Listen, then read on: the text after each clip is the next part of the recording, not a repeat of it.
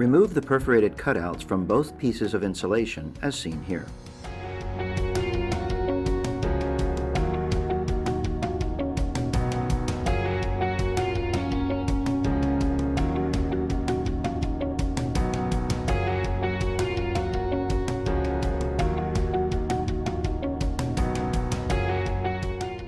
Remove the backing from the adhesive strip on the piece of insulation already attached to the bottom of the dishwasher door. Attach the top of the black mastic piece to the adhesive strip with the cutout sections on the bottom. Ensure the mastic piece is smooth and secure along the entire length of the strip, as seen here. It will be helpful to fold the mastic piece up and out of the way and tape it to the front of the door until the final steps. Insert the toe kick brackets all the way in on both sides and lock them in place by sliding the black lever up as seen here.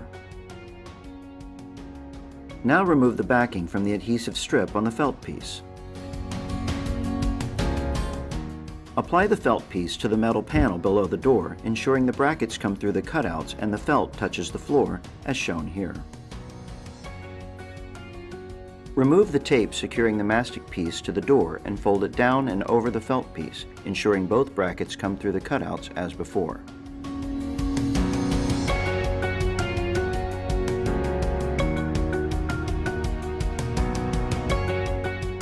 Place the toe kick over the brackets and lock it in place by twisting the knobs to the locked position.